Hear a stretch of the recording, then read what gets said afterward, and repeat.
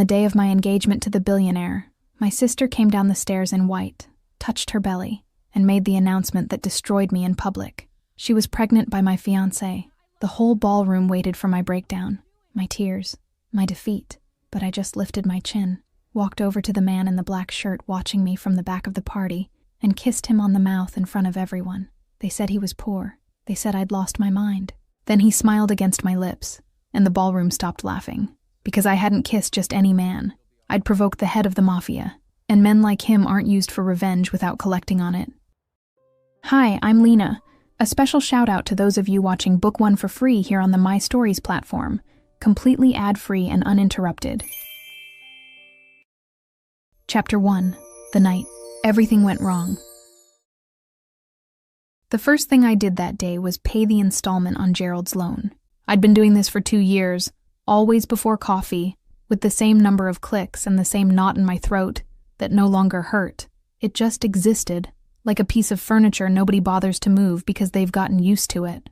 The laptop sat open on the kitchen counter, the cold dawn light slanting in through the windows of my apartment in Chicago, and the numbers marched obediently down the screen.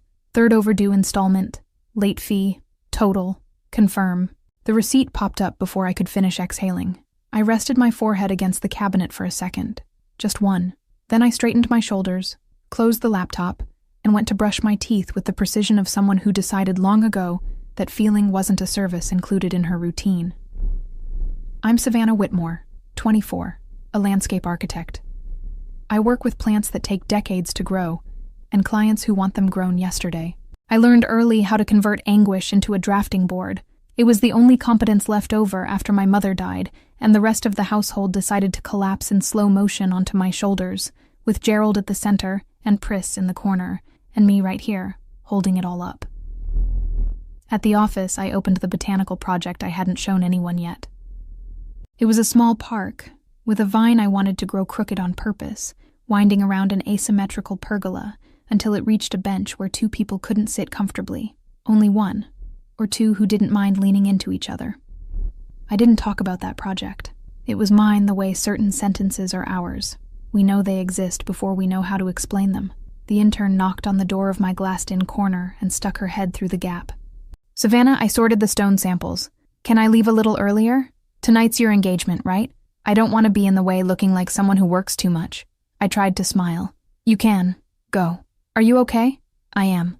She didn't believe me, but she was polite enough to fake it. She left behind the smell of reheated coffee in the hallway, and I stayed a while longer staring at the crooked vine on the monitor, as if it knew something I hadn't yet figured out. The Whitmore house was 20 minutes from the office, and I got there with enough time to hear Pris laughing upstairs before she saw me. It was the kind of laugh my younger sister only let out on the phone with people the family wasn't supposed to know about. I climbed the stairs with the steps of someone who hadn't chosen to overhear, and when I pushed her bedroom door open, the laugh stopped mid-sound. I'll call you back, Pris said quickly. She hung up, tossed the phone onto the bed any old way.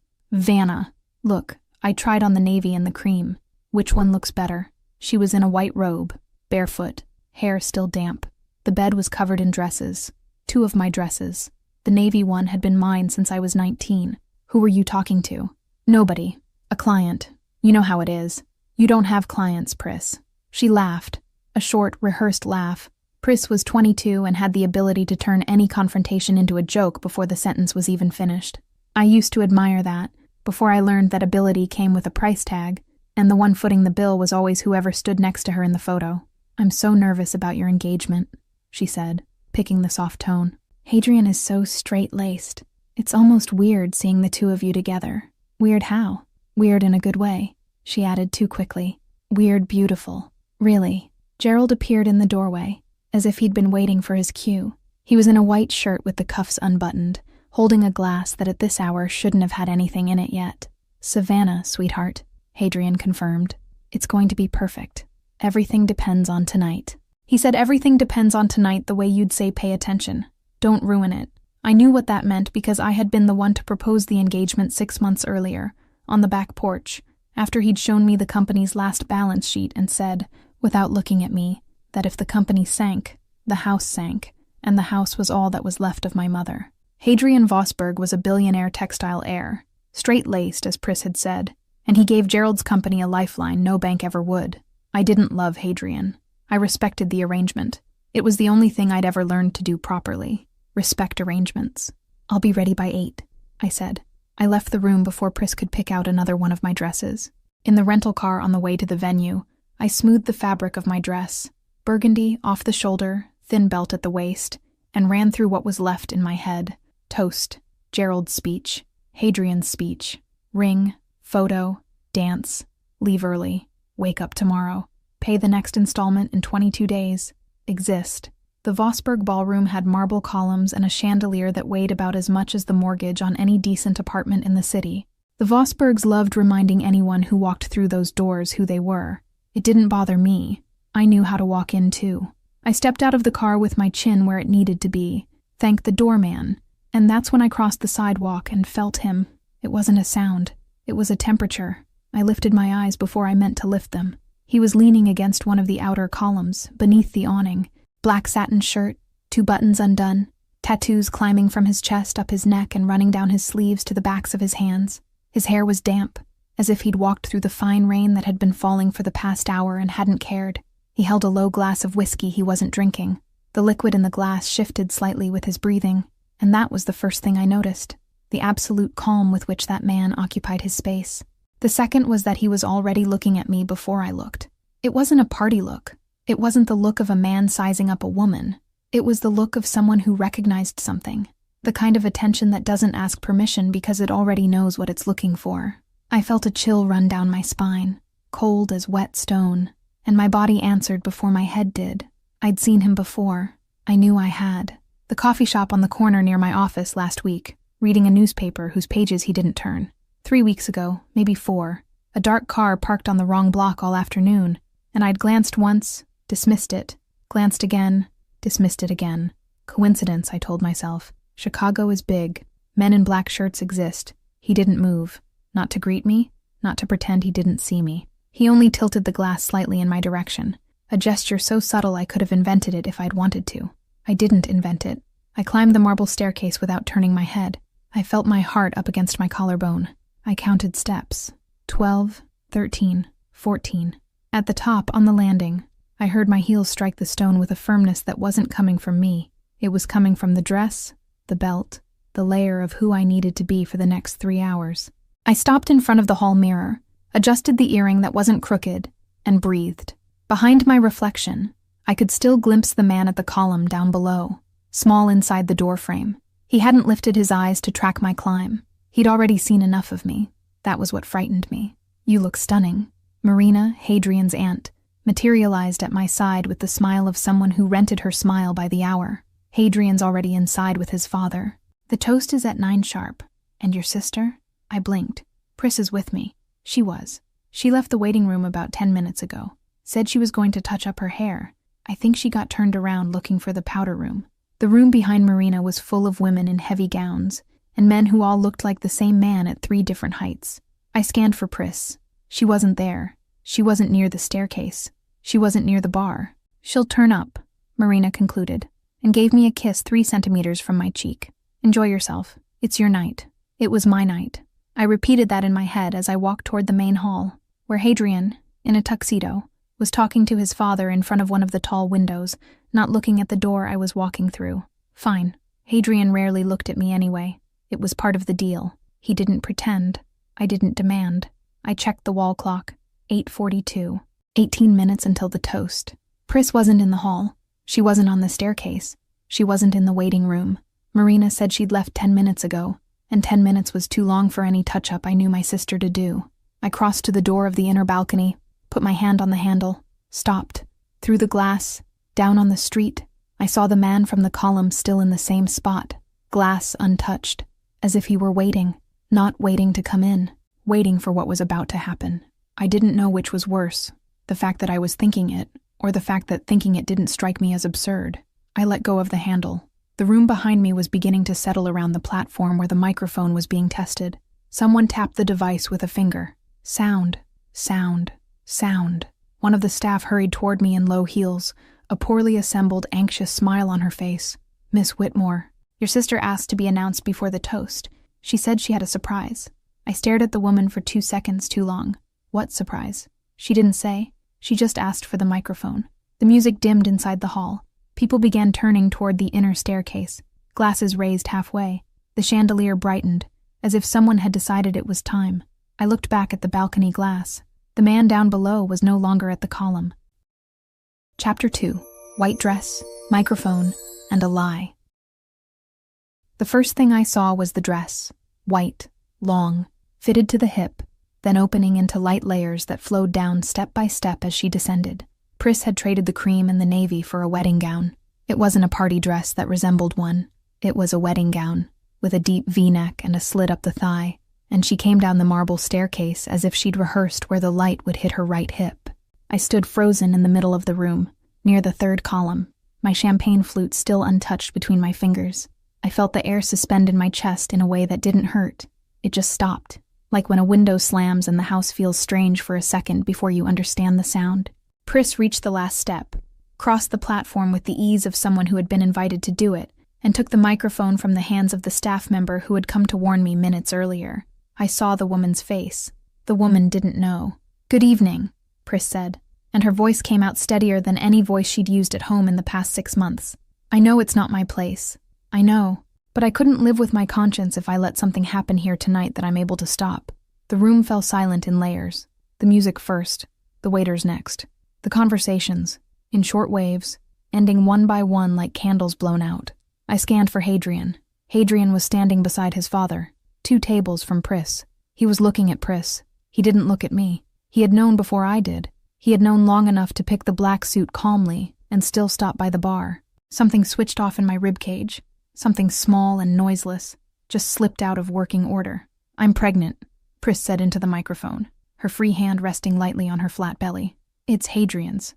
We've been together for 4 months." There was no scream. There was a collective murmur, muffled, of 200 people discovering at the same moment where to look and where not to.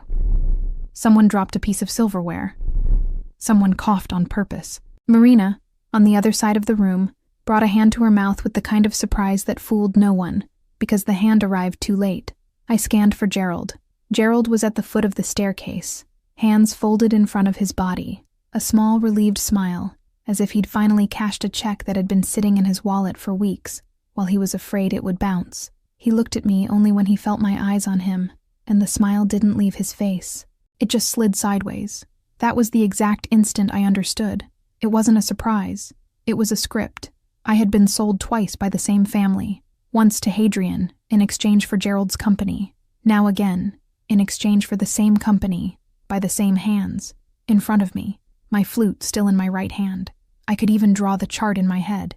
If Hadrian took Pris and the child, the financial alliance with Gerald stayed standing, and Gerald no longer had to explain to the Vosbergs why his eldest daughter still hadn't produced an heir. The fury came cold. It wasn't the hot rage I'd learned to swallow since I was 15. It was something else. It was an internal silence so wide that I heard my own heart slow its rhythm, find a different cadence, and start beating slowly again. I didn't cry. I didn't ask for an explanation. I didn't go looking for Hadrian. I lifted my chin, adjusted the thin belt of my burgundy dress, pivoted on my heels with the precision that came from the project, the drafting board, the stone chosen with tweezers, and crossed the room toward the double doors that led to the terrace. I felt 2 pairs of eyes on my back. 100 pairs. 200. I didn't walk slower or faster. I calculated the distance like a technical line on a drawing. 15 steps. 16. 17. The handle was cold. I pushed. The outside air hit my face, damp, smelling of wet stone and garden. The rain had stopped, but the terrace shimmered in dark patches. I walked to the railing, set both hands on the granite, and only there, with no one to see, did I let my chin drop 1 centimeter. I didn't cry, but the mascara smudged at the corner of my eye anyway, because my eye watered without permission. I brought my finger to the corner carefully, found the smudge, and tried to wipe it with the tip of my index finger. I made it worse. As always. "Allow me." The voice came from behind me, deeper than I'd expected, with an accent so faint it was more memory than accent. I didn't turn right away. I knew who it was by the way the air closed around me, that specific way it does when someone with too much presence enters a space. When I turned, he was 3 steps away. Black satin shirt, damp hair, calm hands. He held out a white handkerchief, folded in four, in my direction. He said nothing more. He didn't smile. He didn't pity me. He waited. I took the handkerchief. Thank you. He stayed silent while I dabbed at the corner of my eye. 10 seconds. I counted. 10 full seconds during which he simply watched. Not my face, not the handkerchief, not the balcony. Something between the three things, as if it were a set he'd seen before. "You're the man at the column," I said low. "I am, and I've seen you before the column." He didn't deny it. He tilted his head slightly, a gesture that neither confirmed nor denied, and that all the same made it clear he wasn't going to insult me by lying. "Who are you?" "Kazimir Yelchin." The name meant nothing to me. The tattoos meant something. The hands meant something.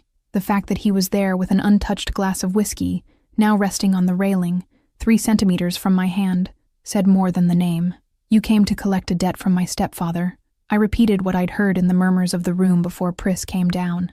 "That's what was told to the Vosbergs," he answered, with the calm of someone confirming the sky is blue.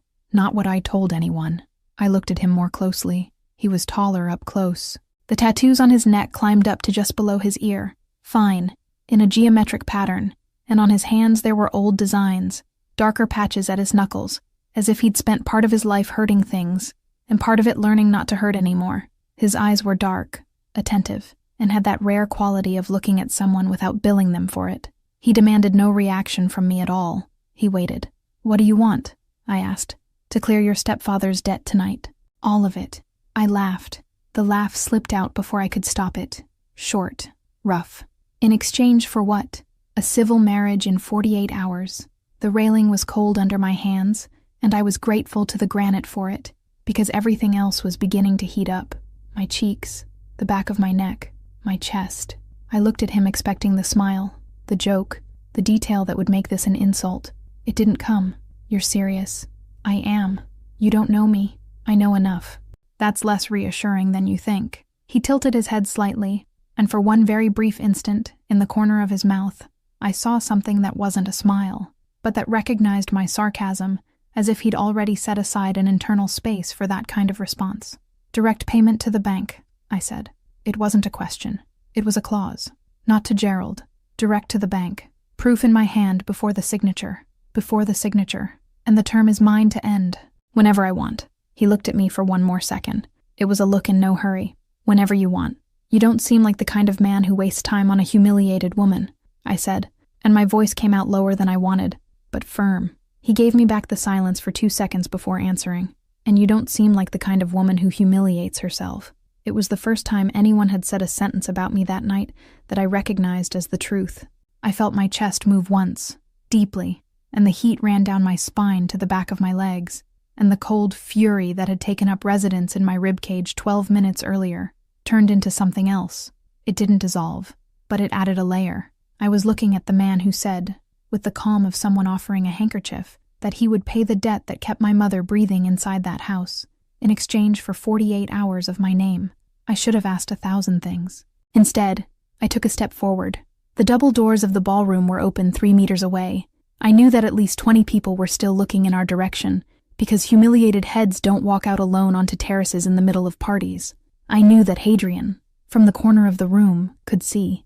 I knew Gerald could too. Pris couldn't. Pris had vanished toward the powder rooms the moment she handed off the microphone, because Pris never stayed for the part that came after. I raised my hand. I grabbed the front of Kasimir's satin shirt, at chest height, where the fabric parted. I felt his breath suspend, not stop, suspend. It was a difference of millimeters, and it was the most surprising thing about the night, because I was close enough to notice, and because he allowed me to notice.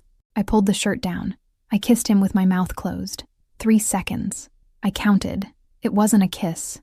It was a signature. His lips were warm, dry, and completely still beneath mine. He didn't ask for more. He didn't pull back. He simply existed there, with the whiskey glass still untouched on the railing behind him. And when I pulled my mouth away, I kept my hand on his shirt for 1 more second, just so everyone in the ballroom could see I had decided on my own. 48 hours, I said, low, near his chin.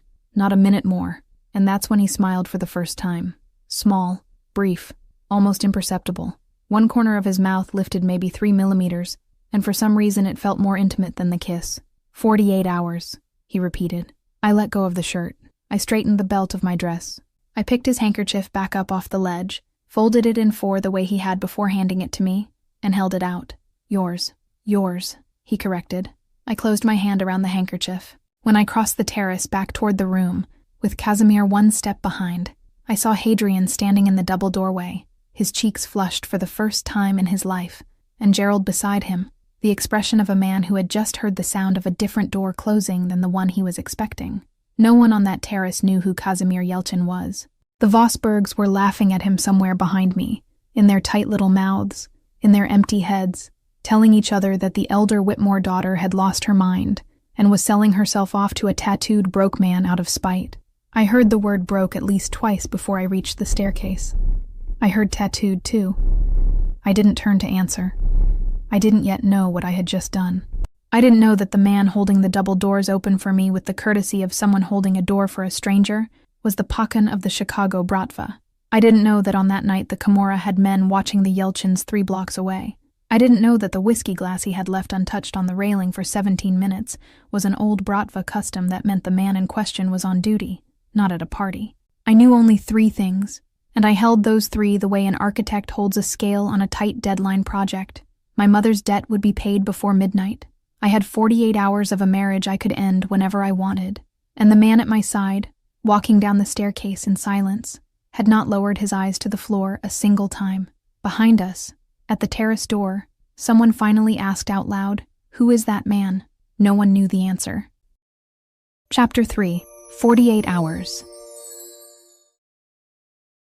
The courthouse smelled of old paper and reheated coffee. I signed my name on 3 different lines without letting the pen tremble. Casimir signed beside me, with a tight, backward-slanted handwriting that didn't match the size of his hands. The 2 courthouse clerks were our only witnesses. One of them asked if we wanted the standard vows. I said no. Casimir lifted his eyes from the page and watched me for half a second, as if my refusal told him something I hadn't realized about myself. "Just the signatures," I repeated, my voice flat. The clerk shrugged and stamped the certificate. 48 hours earlier, I had grabbed a stranger's shirt on a terrace and kissed him in front of 200 people. Now I carried his name in a folded document inside my purse, and the stranger waited for me at the door, holding the coat I had left on the chair. "Let's go," he said. It wasn't a request. It was the way he said everything, like someone offering the exit and the condition in the same breath. The car was black, sober, with no apparent luxury. By the open door waited a man I didn't know yet. Tall, lean, well-cut gray coat, thin-rimmed glasses, hands without a single tattoo, which, here, was almost a tattoo in itself. He must have been around 50, and had the bearing of someone who'd learned early to seem 2 centimeters shorter than he was, so as not to take up the room. "Mrs. Yelchin," he said, with a minimal bow of the head. "Yegor Pavlovich, I work with Casimir Vasilievich. My condolences on the marriage." I blinked. Condolences. Congratulations, my apologies. In Russian, the word lands closer to felicitations. It came out wrong in English. His mouth didn't move. It happens in both directions. Throughout the day, Casimir, behind me, let out half a second of air through his nose. That was, in him, the equivalent of a laugh. "Yegor," he said, without altering his voice. "Don't frighten the bride before lunch." "I don't frighten. I inform." Yegor opened the door with his free hand. "Please." I got in. Casimir got in after me, leaving exactly a hand's width between us on the seat. Yegor sat in the front beside the driver, opened a fine leather case on his knee, and took from it a small thermos and 2 porcelain cups wrapped in cloth. He poured one without asking and turned his body to offer it to me. "Tea, with honey." "I didn't ask for it," I said slowly. "You didn't," he agreed. "But you would have asked between the courthouse and home, and stopping the car halfway offends me professionally." He extended the cup 1 millimeter further. "Please." I took it. I glanced sideways at Casimir. Casimir was looking out the window like a man choosing not to interfere in a disagreement between 2 co-workers. "How long have you been working with him?" 23 years, ma'am." 23. He was 9. I was 26. I was hired to teach English. He learned in 4 months, so I had to learn other things to stay employed. Yegor's mouth remained level. I had varying degrees of success. Casimir, still looking at the window. "He only makes jokes when he's nervous." "Ma'am," Yegor said, without turning his face, "I have nerves of steel. What I have is a dry sense of humor. It's different, and the difference matters for the historical record." I laughed, It was a short, involuntary laugh, the first in 3 days. The honey hit my tongue before the tea, in the precise amount. I looked at the cup in my hands and thought, with a strange calm, so, this is how he knows. The morning tea, I said. In the apartment. It's you. It's the household, ma'am. I just run the household. With honey. With honey. He capped the thermos with a discreet click. Coffee with milk is for guests who don't come back. Tea with honey is for those who do. Old policy. Yours? My mother's. I just implemented it. Casimir quietly, without turning. Yegor. Yes. Casimir Vasilievich. Stop. Yes. Casimir Vasilievich. He didn't stop. Where are we going to live? I asked, taking the pause. North side, Casimir answered. A simple apartment. You'll like it. You don't know me well enough to know whether I'll like it. I know enough. He knows enough, Yegor confirmed from the front seat, without being asked. It's a line of his from the past 2 months. I've already catalogued it. Yegor. Yes. Casimir Vasilievich. It wasn't vanity, on Casimir's part. It was a statement of fact, and that was exactly what bothered me. And bothered me a little less, because of the man with thin glasses in the front seat, who, I was beginning to understand, existed there specifically, so scenes like this didn't get too frightening. The building was discreet, brick facade, 3 stories, no doorman in an embroidered uniform. 2 men leaning against the entrance greeted Casimir with their heads instead of their mouths. I catalogued the gesture without letting it show. One of them was too broad in the shoulders for his coat. The other had hands too clean for someone who handled deliveries. Doorman, the badge said. Lies, said the rest. Yegor got out before us, opened the door, made a short gesture in my direction. Ma'am, your things were brought up yesterday. I took the liberty of organizing the closet by length of garment instead of by color. If you prefer color, I'll redo it tonight. Length is fine. Excellent. Color is disorder, masquerading as method. He turned to Casimir. I'll be back at 7. The meeting with the others has been moved to 9. I've already informed the kitchen. The kitchen is the 2 of us, Yegor. That's why I informed it. He left without waiting for a reply. The apartment had high ceilings, light walls, furniture in straight lines, an open kitchen, a living room with a wide window facing an inner courtyard, a hallway along which I counted 3 doors, the bedroom on the right, the bathroom ahead, and a third on the left, closed, with no visible handle on the outside, just a dark slot where a digital combination lock blinked green. I paused in front of it for a moment. That one's mine, Casimir said, behind me, without a defensive tone, without urgency. Don't go in. I had no intention. You did. I turned my head slowly. He wasn't smiling. He wasn't angry. He was just reading me, the way you read an architectural plan before squaring up the angles. Where's the bedroom? I asked. He pointed. That one. I'll sleep on the couch. I looked at the couch, then at him. He was too tall for the couch, and he knew it. I didn't argue. That first night, I lay down on sheets that smelled of new fabric. He knocked before coming into the bedroom to leave a pitcher of water on the dresser, and knocked again before leaving. I closed my eyes with the door ajar and pretended I couldn't hear his bare feet in the hallway. On the second day, I woke to a silent kitchen and the smell of fresh coffee. I walked barefoot, still half blind with sleep, and stopped at the counter. There was a white cup waiting, not coffee, tea, with honey. I lifted the cup and ran my finger along the rim, as if the gesture could undo what I was seeing. I had never asked for tea with honey in that house. I had never asked him for tea with honey anywhere. It was what I drank in the mornings, in silence, in my small kitchen, before paying my stepfather's installment. It was the kind of detail you tell a best friend after many years.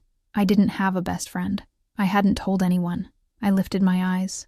Casimir was standing in the kitchen doorway, fresh from the shower, in a black cotton shirt that hid nothing of the tattoos on his hands. He had the air of someone who had just chosen between speaking and not speaking, and chose not to speak. How did you know? I asked. Know what? The tea. He crossed the kitchen slowly and picked up a cup for himself. No honey. You like it. It's not hard. It is hard. I didn't say. He looked at me for 2 seconds. There was no discomfort on his face. Then let's say I guessed. That was the first time I thought, he's been observing me for longer than he admitted, and that the man with the thin glasses probably had a notebook somewhere where tea with honey had been written down before my luggage even came up. I cradled the cup in both hands and drank. The honey was just the right amount. That was what hurt. That was exactly what hurt. The phone call came that same afternoon. I had stepped out of the bedroom with a job notebook in hand, heading to the living room to find the afternoon light, and stopped accidentally in the hallway when I heard his voice in the kitchen. He was speaking Russian, low, rhythmic, in short syllables that left no room for questions. I didn't understand a word, but I understood it was important, the same way you understand a fight behind a wall. When I walked into the kitchen, he ended the call before the other voice had finished its sentence. He set the phone face down on the counter, smiled small, as if the smile were a curtain. "Business," he said, in Russian. In Russian. "You haven't spoken Russian once in front of me until now." There was no need. And now there was. He looked at me with something resembling a question, but he didn't ask it. "Going to an auction tomorrow?" He changed the subject, with the smoothness of someone who would change anything to pull my eye off the counter. "I am. A charity one. The city's. I designed the landscaping for the annex." I paused. "How did you know?" "You mentioned it in the car." I had not mentioned it in the car. I smiled without the smile reaching my eyes. I did. I sat in the chair across from his and opened the notebook on the table. I started sketching a random planter line I didn't need to sketch, just to have something to look at. Catalog. Organize. He was watching me, I knew, and it didn't bother me to be watched. What bothered me was that I still didn't have a name for what he did to me when he watched me. Shirt. Thursday. The auction. The city hall's grand room was full of people who greeted each other with kisses in the air and looked over each other's shoulders. I had put on a dark green dress, high at the collarbone, nothing that could spawn a headline. I spoke to the event coordinator, explained for the third time why those particular trees had been chosen for the annex, and stepped over to the opposite wall to breathe. That's when I heard his voice. Hadrian. Louder than he needed to be. Close enough that I could identify the cologne he used to wear before the wedding that didn't happen. Pris was beside him, small, in a pink dress, holding a glass she had no intention of drinking. The two of them were talking to an elderly couple who smiled politely. Hadrian saw me, and his voice climbed another notch. "Look who's here," he said, loud, to the couple. "The city's landscape architect." A studied pause. "Who sold herself off so quickly to a tattooed broke man that I didn't even have time to feel bad." The elderly couple pretended not to hear. Pris dropped her eyes. A few faces nearby turned. I felt the heat rising up my neck, the familiar shame trying to take its usual seat. I straightened my shoulders, looked at Hadrian without blinking. "You talk a lot about people who pay their own bills, Hadrian." My voice came out steadier than I expected, for someone who's never paid a single one. Hadrian smiled with his teeth, and the smile froze halfway. "You always were like this. Full of yourself. Full of yourself is the word men like you use for women who don't bow their heads. Take a note." He opened his mouth to answer. He didn't answer, because Casimir had appeared behind him. I hadn't seen him come in. I didn't know how he was there at the exact moment he was needed. He was in a dark suit without a tie, his hands relaxed at his sides, and he was looking at Hadrian with the patience of someone measuring a piece of furniture before lifting it. "Vosburg," he said, in a low voice. "A minute. I don't have a minute for you. You do." It wasn't insistence. It was the same sentence with different weight. Hadrian seemed to understand it through his spine before he understood it through his head. He looked at Pris, looked at me, looked at Casimir, and let Casimir lead him to a side corridor behind the champagne table. I didn't follow. Pris stayed planted with the glass in her hand, and for a second I saw in her a trace of the girl who had been my sister before she stopped being. She opened her mouth as if she were going to say something. She didn't. The side corridor was small. The trip back was quick. In less than a minute, Casimir was back in the room, adjusting his shirt cuff with a distracted gesture. Hadrian came back half a minute later, with a folded handkerchief pressed against his nose, and the expression of someone who'd tripped over his own manners. Blood had reached his collar. He vanished through the side door. Pris went after him. No one said anything. Casimir met me by the wall. He extended his arm with the calm of someone proposing a waltz. "Shall we?" he asked. "What did you do?" "I tripped him." "Casimir, he'll say he tripped." His voice was soft. "He'll say it because the alternative is the headline he doesn't want." I looked at his outstretched arm. I looked at the room. I saw 3 faces turned in our direction, all pretending not to be turned. I took the arm. We walked together toward the garden annex I had designed, our steps adjusted so as not to push my heel. I looked at his hand resting near my wrist, not touching me. I looked at his sleeve. There wasn't a single drop of blood on the sleeve. That was when I caught myself thinking, what pride in him, defending me like that. What dignity, what control. I stopped the sentence midway, corrected myself. That pride wasn't his. That pride was mine, beating inside my chest, and I was calling it by another name so I wouldn't have to admit I'd liked it. I tightened my grip on his arm a little more. "Thank you," I said, low, looking at the garden. He didn't answer right away. When he answered, it was almost a whisper. "Don't thank me. Not for that." And I, for the first time in our short shared history, lying to myself with the clarity of someone cataloging a deliberately crooked plant, realized I was beginning to like him, and that this was a problem far bigger than any locked room. Chapter 4. The Stars on His Chest. I hadn't given him the address of the job site. It was Saturday, late afternoon, the construction site of the corporate park I was managing for a client in Lincoln. I was alone among the piles of black soil and the bamboo stakes, a clipboard in my hand, and my low heels sinking into the soft mud. The sun fell at a slant across the stakes, and I was calculating, out loud to no one, the angle at which the vine should be planted to grow crooked without falling onto the stone path. That's when my left foot found a dip I hadn't planned for. The fall was ugly, more on the inside than the outside. A short, hot pain shot up my ankle, and I breathed in 3 counts so I wouldn't curse out loud. I got up, put weight on the foot, sat back down on the edge of a stone planter, and cursed quietly, instead of loudly, with the precision of someone who doesn't waste a word. When I lifted my eyes, he was at the entrance to the site. I hadn't given him the address. I was sure, because I never gave a job site address to anyone before the client signed off on the final delivery. He was in a dark jacket, hands empty, and he crossed the lot without stepping on any of the delicate spots, as if he already knew where he could step and where he couldn't. "You're not going to be able to walk on that," he said, crouching beside my foot. "I didn't ask for your opinion. I'm not giving one." He pressed his fingers to my ankle, with the care of someone handling a valuable piece of furniture, and squeezed a point. I shut my eyes. He pulled his hand back. "It's not broken. It's sprained. Let's go." "Where?" "The car." "How did you know I was here?" He looked at me. The sky behind him was the color of something promising rain that wouldn't fall. "I called your office. Your intern gave me the address." "My intern doesn't have your number." "She does." He picked me up before I could argue. There was no effort to it. There was no flourish. It was like lifting a grocery bag, and yet the bag felt every centimeter of his chest through the fabric. It happened in the car. I had propped my foot on the dashboard, and he drove with one hand on the wheel, the other resting on the gearshift. The window was open by a finger. The wind off the street brought the smell of rain. "That vine of yours," he said, without turning his face. "The one that grows crooked. What support are you going to use? Galvanized steel?" I went silent. The vine in the botanical project was confidential. The client had required 90 days of secrecy from me. I'd kept the notebook at home. I had never mentioned the plant to Casimir, not at dinner, not in carelessness, not in a dream. "Galvanized steel," I repeated slowly. "Yeah," he continued, still not looking at me, with the smoothness of someone reading a caption. "But galvanized steel stains the young stem of Wisteria floribunda because the galvanization runs off in the rain. You'll want copper cladding. Costs more. Worth it." I looked at the side of his face. "How do you know that?" I read. "You read what?" "Everything." He turned his eyes to me for half a second, and went back to the road. The half second was enough to make the floor of the car disappear from under me. The rest of the ride passed in silence. I looked at the dashboard, looked at the rain that started to fall, looked at his hands on the wheel. He had tattoos on his fingers I'd never studied up close. Fine letters in Cyrillic, on the side of one index finger, a small black dot on each knuckle, marks I didn't know how to read. At home, I washed my face, traded the muddy skirt for a robe, and discovered the cut on my arm. It must have happened in the fall. A stone, a wire, anything from the site.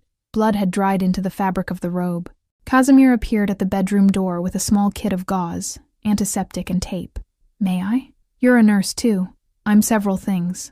He pulled up the stool, sat in front of me, and took my arm in both hands, pressed his knee against mine without apologizing for the contact. His black shirt was open 2 buttons more than usual, maybe out of carelessness, maybe because of the rain.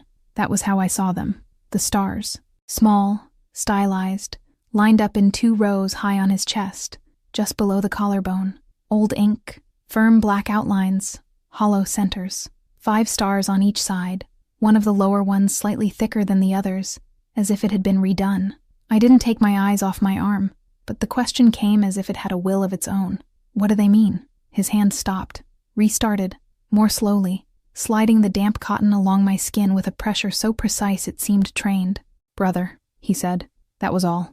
I waited for the rest. He didn't give the rest. He kept cleaning in silence, with his head down. I could have asked.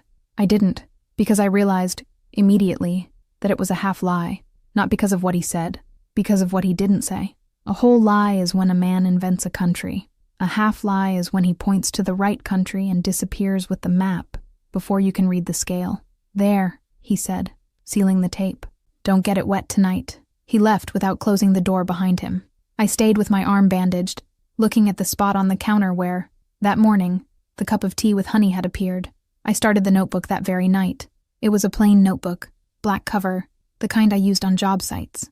I opened the first blank page and wrote in the lettering of an architectural plan, the letters tall, fine, even, with the slant I had learned to draw on plate legends.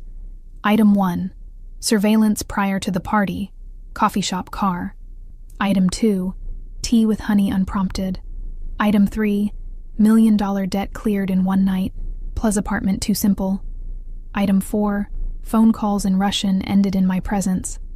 Item 5, locked room to the left of the hallway. Item 6, knowledge of the confidential botanical project. Item 7, stars, brother, half lie. I closed the notebook, slid it under the pillow. I didn't sleep for almost an hour. And it was in the dead of night that I went down the hallway. The house was in absolute silence. The faint blue light of the intercom tinted the rug. I walked barefoot, with the bandage on my ankle pulled tight, and stopped in front of the doorless handle. I pressed my palm to the wood. I had no plan. It was curiosity, and curiosity in me had never been innocent. I pushed the small panel of the digital reader with my fingertip. Nothing happened. I tried the edge. I tried the corner where the door met the frame. Not yet. I turned my face without startling. Casimir was leaning against the frame at the start of the hallway, shirtless, with the dark cotton pajama pants slung at his hip, his feet bare. His chest was fully visible, the stars, and more, and he made no move to cover what he had. There was no anger on his face. There wasn't even disappointment. There was only the patience of someone who had foreseen this moment and decided how to react before I had decided how to act. Not yet, he repeated, but soon. How long is soon? He crossed the hallway in 3 slow steps, stopped close, not touching, looked at the door behind me, then at me. When you can no longer be hurt by what's inside. The sentence settled between us like a stone laid on a glass table. I didn't step back. I didn't pull away. I lifted my chin as much as I could lift it. And what if I'm already being hurt by not knowing? He took his time. Then asked me to lie. I didn't ask you to lie. I know. We stood there a moment. His breathing was long, controlled. Mine was a step behind, trying to catch up. He was the one to back off first. He extended his arm with the palm down, without touching me, like someone offering passage. Go back to the bedroom. I went, not because he told me to, because I wanted to lie down and think. The next day he cooked. It was the first time. Root soup, something with celery and honey and allspice that must have been a Russian recipe. I didn't ask. He set the table for 2, with a linen tablecloth I'd never seen in that house, and lit a low candle between us without saying it was romantic, because saying it would have ruined it. We ate in silence for 2 minutes before he asked, "Who taught you to draw?" The question landed just right. I set the spoon down. "My mother." "Your mother drew?" "No. She made lists. Lists of everything. Just lists. I copied her handwriting from when I was 15 on, after she died." I hesitated. "I've never told anyone that." He made no gesture of surprise. He waited. "She was a nanny," I went on, not knowing why I was going on. "She came from Europe before I was born, took care of a big family there, never talked much about what life there had been like, never spoke Russian in front of me, though I suspect she spoke it well. She married Gerald because marrying Gerald in Chicago was the first door that opened in her face. Died when I was 15. Pris was 13. She left a box." "What box?" "A cardboard box. Letters. Other things." I stirred the broth with my spoon so I wouldn't have to look at him. "I never opened it." "Why not?" "Because once I open it, she finishes dying. As long as the box is closed, she's still leaving." He didn't say anything for a long time. He didn't ask her name. He didn't ask where in Europe. He didn't ask if the letters were in some language he could read. He didn't ask any of the questions I, for one short moment, was afraid he might ask. He just ate, refilled my bowl when it was empty, refilled his own. When I got up to lie down, he stopped me with a low voice. "Savannah?" "Yes. Thank you for telling me." I nodded and went. I didn't close the door all the way. I left a crack the width of a palm, and lay on my side so the notebook under the pillow would rest under my cheek. Before sleep, I opened the notebook in the faint light of the lamp and added a new line. Item 8. He didn't ask her name. Then I closed it, and I fell asleep with the strange feeling that item 8 was the most dangerous item of all. Chapter 5. The Gun in the Drawer. Wednesday started too ordinary. I got to the landscaping office at 9:30, my hair still damp from the quick shower I took after Casimir left to handle something. He had said it just like that, something, and kissed the top of my head before going down, as if we were the kind of couple that kissed each other on the top of the head before going down. I didn't enjoy the discomfort. I put the key into the office lock with a hand a little steadier than usual, opened the glass door, and greeted Lucy, my intern, 22, short hair, 2 iced coffees in her hands like extensions of her arms. "Have I told you should franchise that addiction?" I asked, taking the cold cup she held out. "Have I told you should give me a raise for putting up with my addiction?" she answered, sitting at the drafting table at the center of the room. We laughed easily there. It was one of the places I could still forget, for 30 minutes, that life had become a hallway with a locked room at the end. I opened the city project notebook. The vine from the confidential project, the one that grows crooked, took up the center of the page. For some reason I looked at the plant with a strange calm, as if it were the only thing in the room that didn't yet owe me an explanation. That was when the glass door shuddered.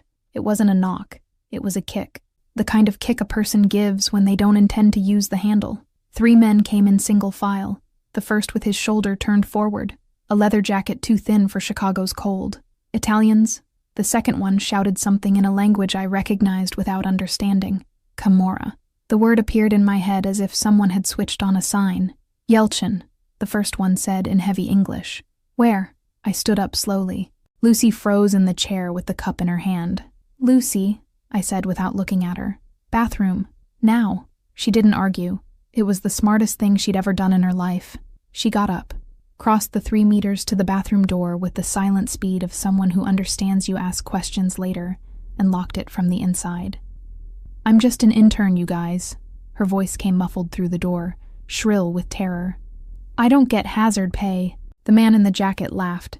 It was the worst kind of laugh, the kind that warns you he's leaving that room with blood on his hand one way or another. "Where's your husband, princess?" The word husband came out of his mouth with a sarcasm I didn't have time to process. I was already backing 2 steps toward my desk, the bottom drawer, the one on the right corner. That drawer I hadn't opened in 2 weeks, since the morning I'd found the gun lying on a white towel, and beside it a small black device, the size of a lighter, with a blue light blinking slowly. I hadn't asked. I'd closed the drawer and pretended I hadn't seen, but the body remembers things the mouth doesn't ask about. "He's not here," I said in a low voice. "As you can see." "We'll wait," the second one answered, in better English. They took 2 steps forward. I kicked the leg of the drafting table with all the strength I had. The table tipped on its side with a crash of wood and paper and models, and I dropped my body weight onto my desk, opened the bottom drawer, grabbed the gun in my right hand and the device in my left without thinking twice. The blue light was still blinking. I pressed what looked like the only button before stuffing the device into my pants pocket. When I stood up, the first man was already coming over the tipped table with a short knife in his hand. I shot him in the knee. The shot was higher than I'd imagined. Higher and cleaner. He went down sideways with a sharp cry, the knife sliding across the stained concrete floor. The other 2 stopped for half a second. Half a second is too long for a woman who's armed. "Next step," I said, and my voice came out without trembling, which scared me more than the shot, and I aimed for the head. "I don't get hazard pay," Lucy yelled again from the bathroom.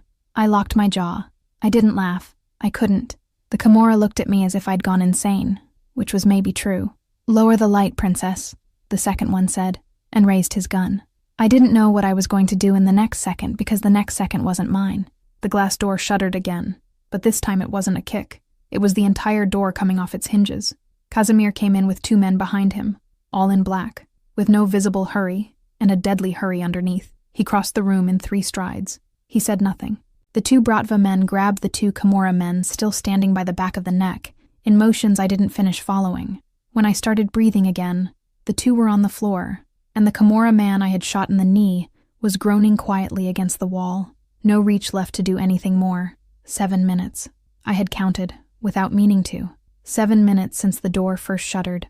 Behind Casimir, in the destroyed doorway, Yegor came in last, with his gray coat buttoned to the second button and a small thermos in his left hand. He looked at the two bodies on the floor, looked at the third one against the wall, looked at the tipped table, looked at the crushed balsa model, and frowned, in the most imperceptible gesture possible, the inner part of his left eyebrow.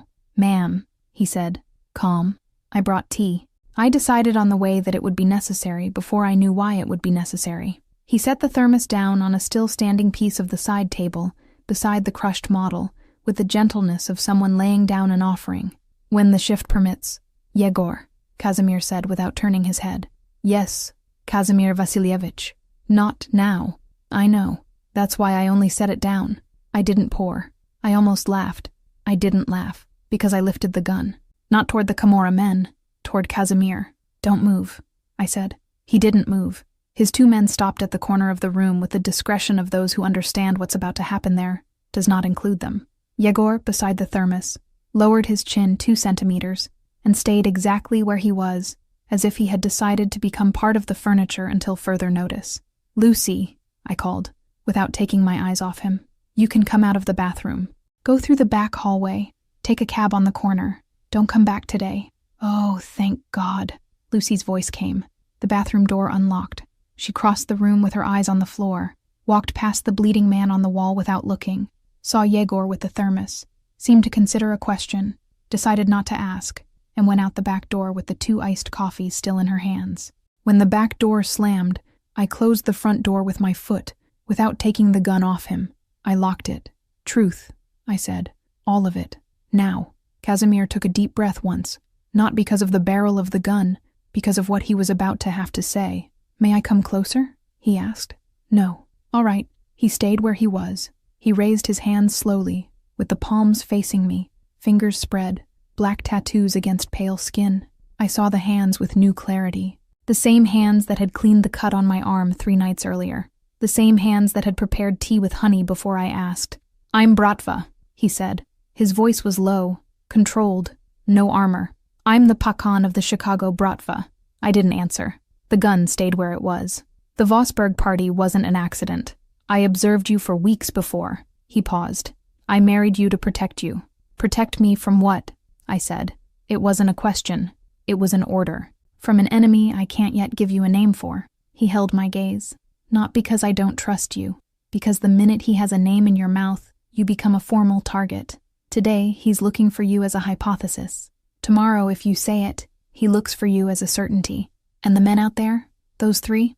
Camorra, Old Debt, mine, not yours. They came here because they found out you're mine." The word came out of him without performance, and it was the part that hurt most, and tried to reach me by the shortest route. I gripped the handle of the gun harder. The hand trembled for the first time, not the hand holding the gun, the other one. "How long have you known who I am?" I said. He hesitated. It was a 1/10 of a second. I saw it. Before the party. I closed my eyes for a moment. When I opened them, the room felt narrower. I crossed the 3 steps that separated us and hit his chest with both fists. I hit once, twice, 3 times. The stars beneath the fabric of his shirt took each blow as if they had taken others before. He didn't move. He didn't grab my wrists. He didn't pull back. He stood there, hands up, letting my weight enter him. I cried. It was the first time in 3 years. Ugly crying, with sound, with short sobs, with rage running down my chin. Not over Pris's betrayal, not over Hadrian's humiliation, not over Gerald, over me, over the woman who had spent 2 years paying an installment no one saw, over the woman who had heard yes from her own sister's microphone, over the woman who was standing there, with a gun in her hand, hitting the chest of the only man who had handed her a handkerchief. When my fists stopped, I had my forehead pressed against his black shirt. His hands were still raised. "You can lower them," I said, my voice broken. He lowered his hands slowly. He did not touch me. I took a step back, wiped my face with the back of my hand. The gun was still in the other. "You have time," I said, "until I figure out the rest. After that, I decide. Not you." He nodded once, without saying all right, without saying thank you. He just nodded, slowly, like someone receiving a sentence he'd been expecting. "Thank you," he said, afterward. The word seemed out of place in his mouth, as if he'd used it so little in his life. He still didn't know where to rest his tongue on it. I set the gun on the desk, not on the floor, on the desk. By my standards, It was a demonstration of trust that cost me more than his confession. Yegor cleared his throat softly. It was a technical clearing, calibrated not to interrupt, only to announce that he still existed in the corner of the room. "Ma'am," he said without coming closer. "Now." He held out the thermos from a distance, with a steady hand. I looked at him, at the thermos, at Casimir. I looked at the Camorra bodies on the floor, at the crushed model, at the wall with the Italian's blood at the baseboard. I looked at Yegor again. "You really are offering me tea with honey right now. I offered it in the car. I offered it at the apartment. I offer it here. It will be a constant." He took half a step forward, set the thermos on the edge of my desk, and stepped back. "You decide the moment. I just guarantee the offer." "Yegor." "Yes." "Casimir Vassilievich." "You're insufferable." "Yes, Casimir Vassilievich. That's why I'm the last one to leave when someone tries to kill the lady." It was the second time that day I almost laughed. This time I didn't hold it back. A single syllable came out. Rough, but it came out. And it was the first thing in 7 minutes that made the air in the room breathable again. "We can't stay here," Casimir said. "These 3 on the floor are the first. In an hour more we'll arrive." "Where to?"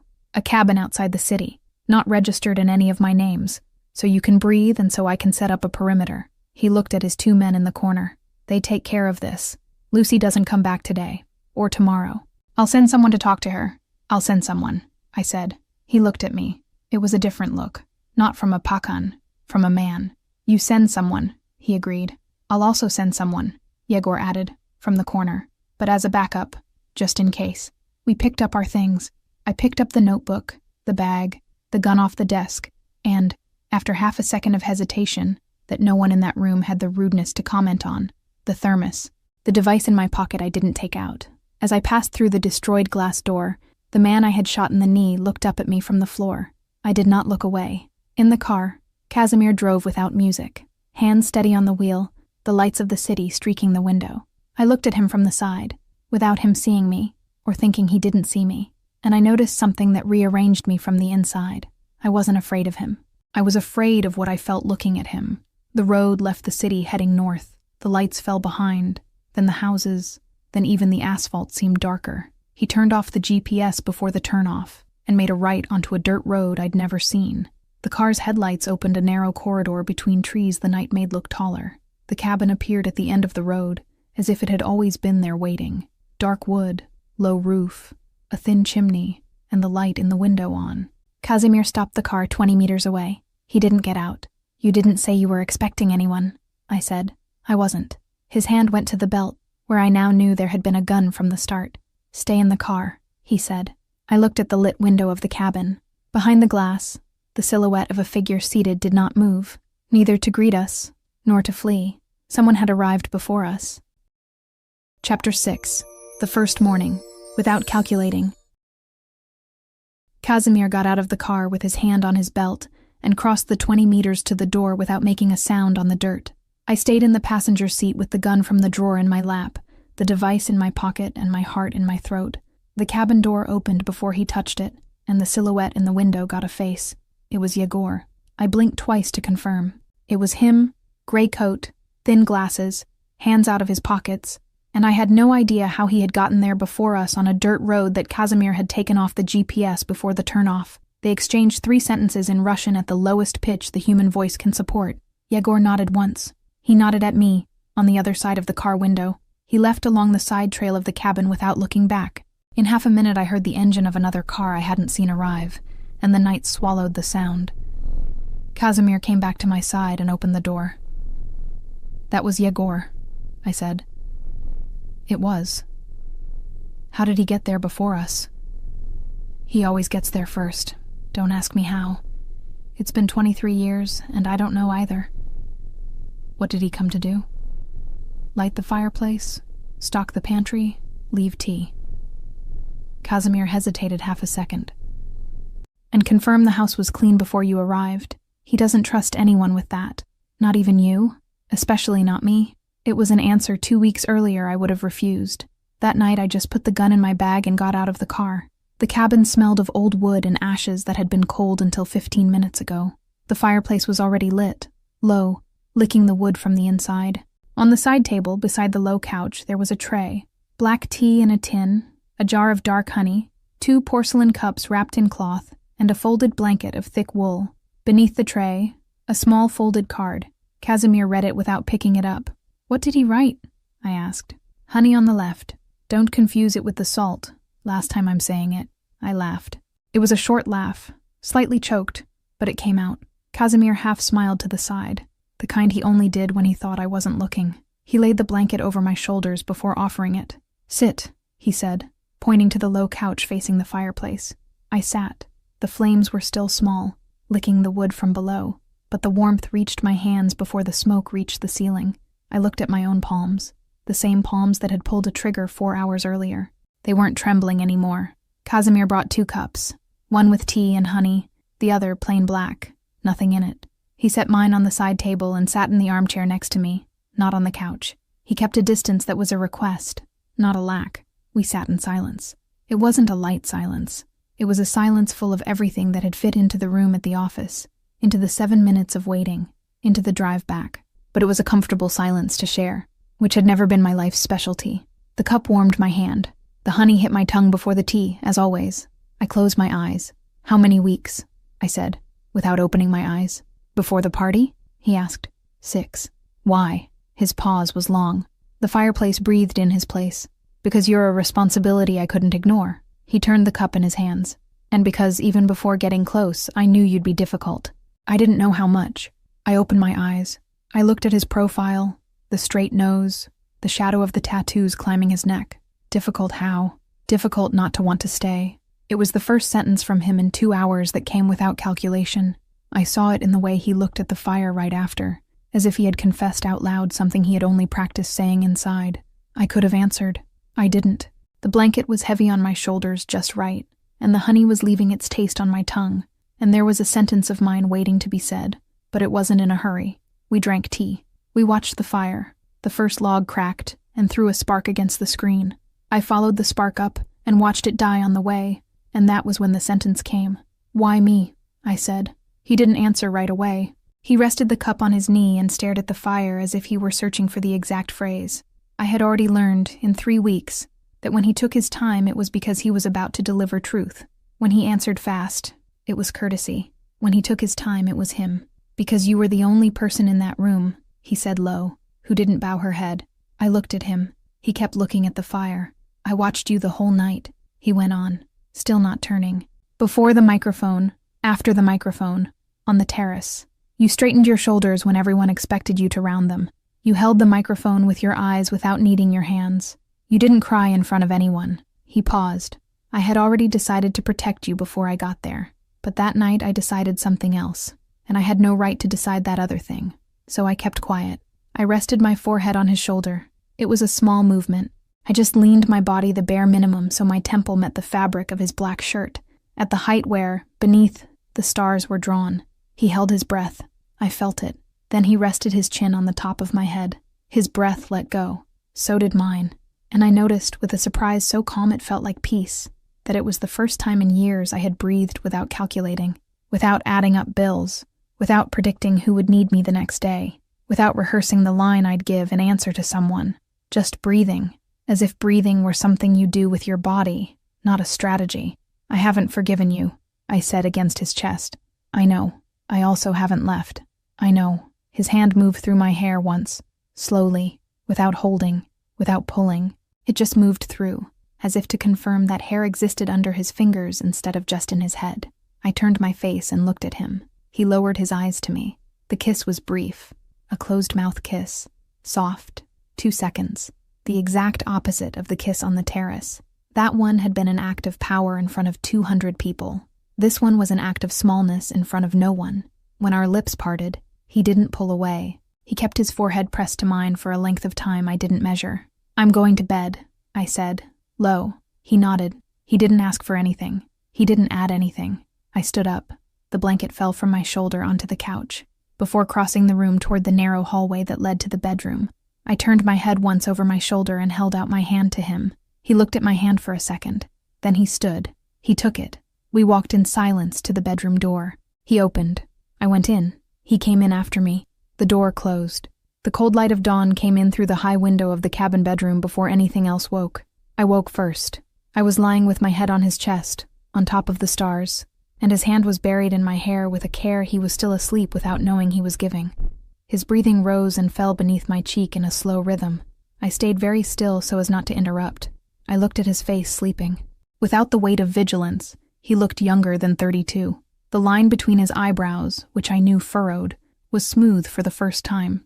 His mouth was slightly open, and there was a fallen eyelash on the bone of his cheek that I wanted to lift off with the tip of my finger and didn't, so as not to wake him. I catalogued. The old habit hadn't died. It had just changed objects. Item 1, he protected me. Item 2, he didn't force me. Item 3, he told me part. These weren't inconsistencies.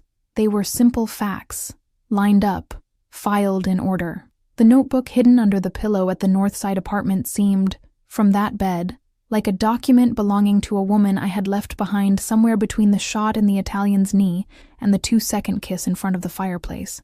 His hand moved in my hair. It was the movement of someone still asleep, but who already knew, on some level older than consciousness, that I was awake. I closed my eyes. "You catalog even in your sleep," he said, his voice rough with mourning, without opening his eyes. "You listen even in your sleep. Habit of the house." I smiled in spite of myself against his chest. He held me a little tighter. It wasn't the embrace of a dangerous man. It was the embrace of a man who had slept with someone, which I suspected he had been doing far longer than I had. "Coffee?" he asked. "Coffee." He got out of bed with the care of someone who didn't want to knock anything over, pulled on yesterday's pants, left the black shirt on the back of the chair, and went to the kitchen bare-chested. I followed 2 minutes later, wrapped in his shirt that smelled of fireplace, and something else I had no vocabulary to name. On the kitchen counter there was already a small basket that hadn't been there when we went to bed. Rye bread, white cheese, a pitcher of milk, 3 eggs lined up on top of a folded linen cloth. On top of everything, a card. Casimir opened it without comment. "What did he write?" I asked. "Left at 5. Will return without notice. Don't confuse the honey with the salt." He read it in a neutral voice. "P.S. The lady liked the tea. He saw me drink it? He always sees. That's terrifying." "It is. You get used to it." He was at the sink, his back to me, boiling water on the small stove. The stars on his chest I couldn't see from that angle, but I could see, running down his spine, the end of a large tattoo that continued under his pants. I didn't ask. Another time. He turned. He saw me at the kitchen door in his shirt. He didn't say anything, only held the look for 3 seconds and turned back to the stove. "The vine," he said, without turning. "What?" "The one from the project." "How many places did you plant it?" 3. I sat on the counter. "Why?" "Curiosity." "Lie." He laughed. It was the first time I'd heard him laugh without armor. It was a short sound, low, with more air than sound, but it came out of him from a place I had never reached at the apartment. "Lie," he admitted. "Do you like the plant?" "I like that it grows crooked on purpose." "That's not an answer." "I know." He handed me the cup. "Tea with honey." I hadn't even noticed when he had switched the coffee for tea, or whether it had always been tea, or whether he had simply seen on my face that I wanted honey. We sat at the small table. Outside, the light had shifted from cold to warm. The forest around the cabin had that thick silence only very old trees can produce. "How long do we stay here?" I asked. "Long enough." "For what?" "For you to decide." I looked at him. He didn't look away. "I've already decided part," I said. "I'm staying today. I won't promise tomorrow. I won't promise next week. But I'm staying today. Today is what I can offer you, too." "It's not. You can offer me more." "I can, but I won't offer it before you ask." I rested the cup on the table. The honey was at the bottom, darker. I stirred it once with the spoon, as if stirring helped anything. It did help. It helped me not say yet the sentence that had come into my head during the night, in the moment when I was already pressed against his chest and about to drift off. He chose me before the party. Why? The sentence had crossed my brain like a passing thought. Light, almost imperceptible, but with the precision of a ruler. I had closed my eyes without finding an answer. I had also closed my eyes without finding enough lie to leave. He was there, at the small wooden cabin table, holding his own cup of black tea without honey, with the stars of someone he wouldn't tell me about hidden under the shirt I had put on. I looked at his hands. The tattoos on his knuckles seemed less black in the morning light, more gray, more old, more human. "Are you hungry?" he asked. "Yes. I'll make eggs. They're not chef's eggs. They're eggs. Their eggs sounds great." He stood. He went to the basket, picked up the 3 eggs lined up on the folded linen cloth and started cooking with the concentration of someone who had taught himself, badly, and decided to do it that way for the rest of his life. I sat in the chair watching. The question, why before the party, I kept, not under a pillow, not in a notebook, in a higher, airier place, where it could wait without rotting. Today I was going to eat eggs with him. Tomorrow I'd decide the rest. Lena here. That wraps up book 1, and I've already finished book 2. You can get access to it for a really small fee. I was happy. The smell of Casimir was in my sheets, the low sound of his breathing in the dead of night, and that silent care that arrived before any request. Casimir didn't ask me for more than I needed. He guessed. And when his fingers closed around my waist while I slept, a dangerous part of me believed it was shelter. I almost was foolish enough to believe it, until I opened my mother's box. At the bottom, between letters in Cyrillic and an Orthodox rosary, there was an old photograph. My mother, young, in the arms of a man with light eyes. On the back, a name, Yosef, my husband's brother. My blood ran cold. Casimir put a ring on my finger, knowing I was the daughter of his brother, knowing I was his niece, and the question that tore me apart wasn't whether he knew. It was why. Why kiss me like salvation? Why take me to his bed? Why call me wife, if perhaps my blood carried the same name as his? I didn't scream. I didn't ask for an explanation. I just left the ring on the bed. He knew what that meant. Now it's war, and this time I'm not a fool anymore.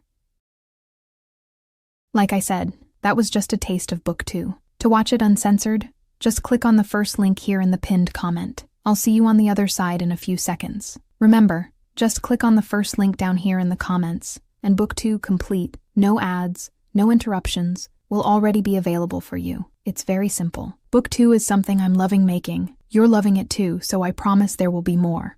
It's where you find increasingly spicy stories, a true dark romance. And precisely because this version is getting more and more heated, the video isn't well accepted publicly on YouTube. This closed environment is where I can actually share my essence and where I feel free to do my best work for you. More news coming soon. I'll be waiting for you on the other side. Congratulations! Your purchase has been confirmed, and you now have full access to books 1 and 2 of all our stories, completely ad-free and uninterrupted.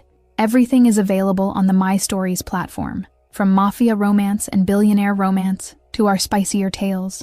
This content is ready for you now, with new episodes added daily. Access is simple. Just log in using the same email address you used for your purchase. A confirmation has also been sent to that same email. The My Stories platform is very simple and intuitive. Each image represents a story. If it has a book 2, just click and press play. Everything is already unlocked for you. You can also rate each story, leave a like, and write a comment. Your feedback will be visible to all our other subscribers. This is our romance universe, so please feel free to interact. From this moment on, this is officially your home for romance stories. Just head over to mystoriesromance.com and press play. Welcome to the family.